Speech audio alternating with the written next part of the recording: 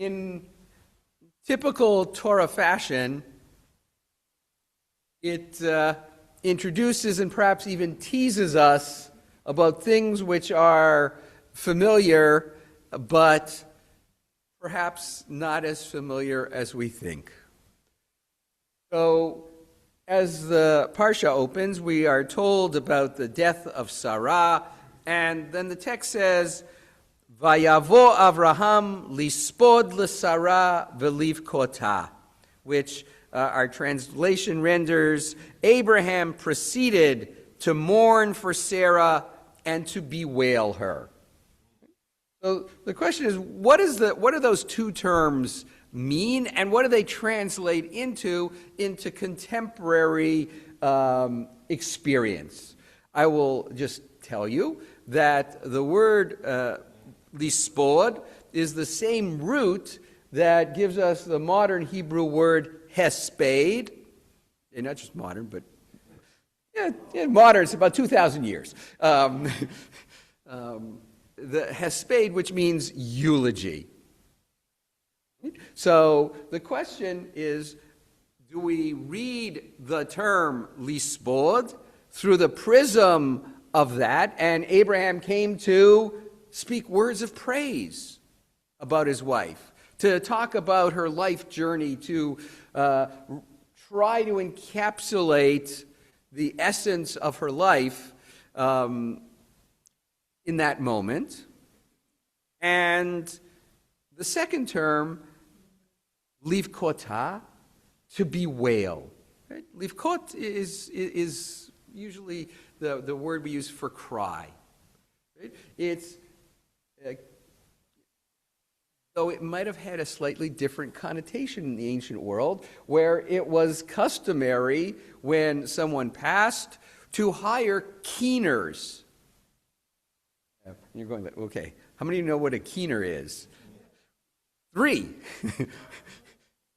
Okay, a keener was someone that you brought to the funeral to emit shrill cries, to literally evoke sadness. They became the expression of the moment.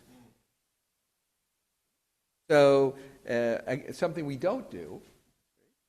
But what's the goal of both of these, and how do we translate them and understand them? And, by the way, are they in fact even in the right order? What's our first reaction at a moment of loss? Okay, yes, denial is absolutely a first stage, but cry. You know, we're hurt. You know, we feel bereft, lost. We feel a realm of emotions, but they are all sad. And so tears often precede anything logical, rational, thoughtful. Today, one of the things that has changed remarkably during my time as a rabbi is family members getting up to speak at funerals. And it is now the norm that someone in the family will share words and reflections. Back in hoary antiquity, when I entered the rabbinate, if I asked a family, would someone of the family like to say a few words? The answer was uniformly no. And why? It's an emotionally wrought moment. I get that. And therefore, I still do this now when I meet with families, and I ask them, would someone like to speak? And people will say, well, yes, I would like to, but I'm just not sure. I say, here's how it works. At the funeral, before I call on you, I'm going to look at you. And if in the moment the emotional valence is too strong, just go like this. And we'll slide to the next person. Because you don't know how you're going to be in that moment, because the initial reaction is to cry. It's part of why you don't even become a mourner officially until after the funeral. You are, for Jewish legal purposes and for other purposes, you are in limbo from the time that your loved one dies until that corridor that is formed at the end of the funeral.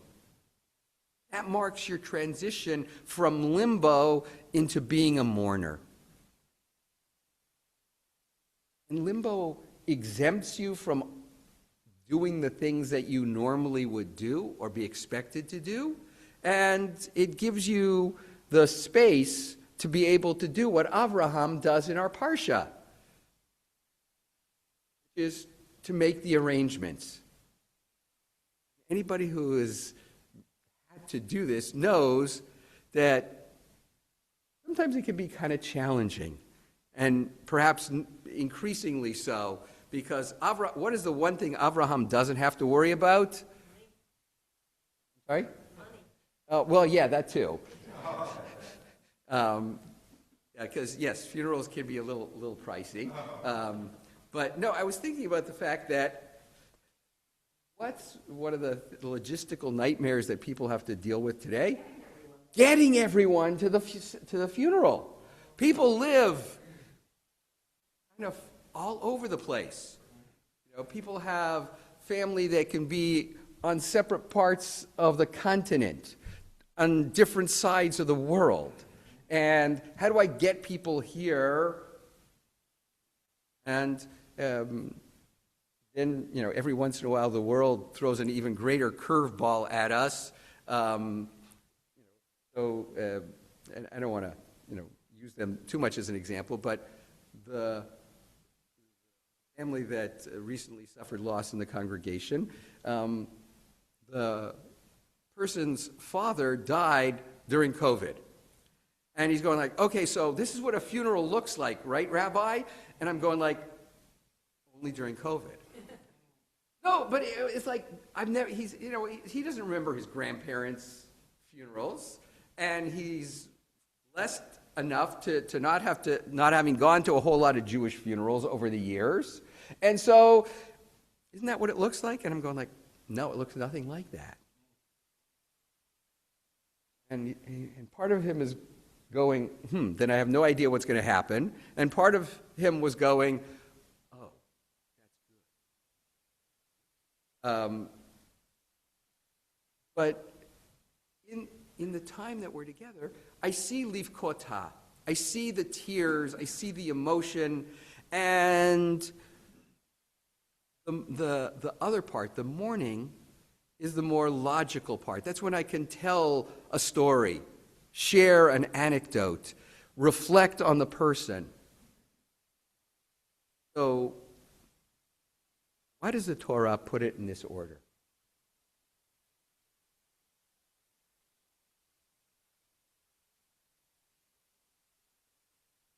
Were our ancestors so different from us?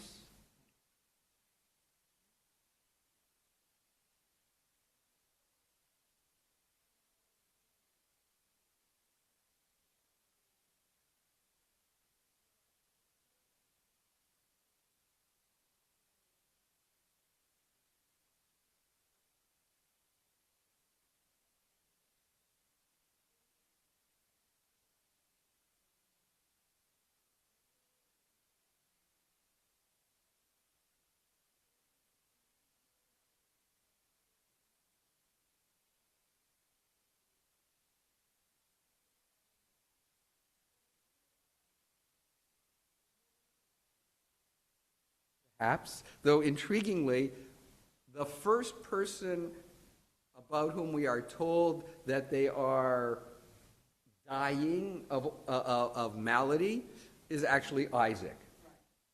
So does the Torah not tell us? We don't know. Are we bringing ourselves and going like today, we sometimes have a protracted period by which we can steel ourselves to a harsh reality. Yeah.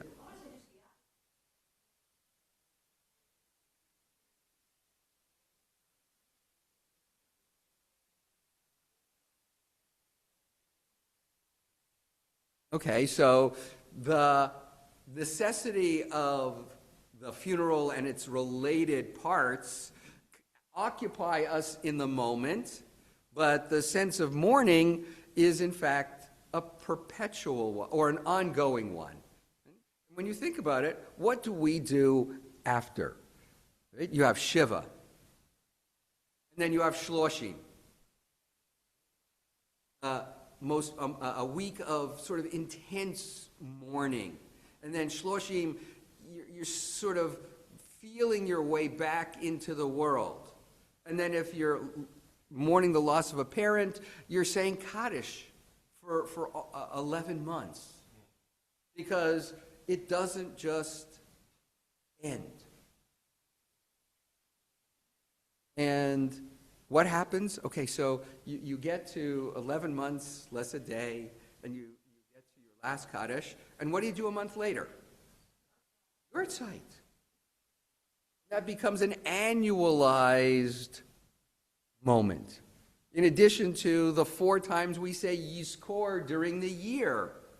So built into the system, if you will, is an opportunity to acknowledge that the mourning process does not truly come to an end. And perhaps that's why the Torah places it in the order that it does, using Abraham as the exemplar of it doesn't go away. But it also, if you continue reading, Abraham doesn't end there. Right? Not only does it not end there, he's going to deal with making a wedding for Isaac, and then he's going to get married again and have a few more children and deal with estate planning. When he dies, 175.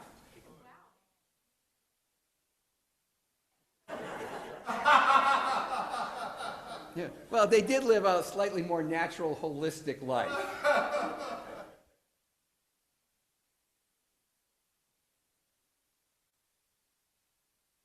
Performing at open mic night? Yeah. Good. I'm kind of sad that I'm going to miss it. So I think that's maybe the answer to the conundrum. There are things that we do in moments of necessity, and then there are the things that we sort of nibble at over time, and the Torah and our tradition sort of recognize and acknowledge that you're going to be thinking about this. Pesach, and there's an empty seat, and you're going to be thinking about it, so we're going to do Yizkor, because we know it's here, and we're going to give you an articulation. And Yahrzeit. It's not that you didn't think about it in between, but now you're especially thinking about it, and therefore you need a way to articulate the emotional roiling.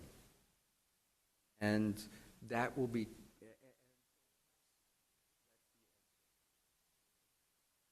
that it is the perpetuation, not just of sadness, but perpetuation of memory. And the opportunity to share those memories with the next generation and the next. Sometimes wonder whether my children always appreciate the stories that Jody and I tell them about the people for whom they were named, especially since I'm sure we're repeating the stories. And on one level, I worry about, I don't want to, diminish it, or I don't want to overemphasize it. On the other hand, it was part of why we named them for these people, because it was a way that we kept them alive in our own minds, and we want them to be alive in theirs. So a lot of ways in which we not so much necessarily mourn as perpetuate memory. Let's turn back to our Sidurim.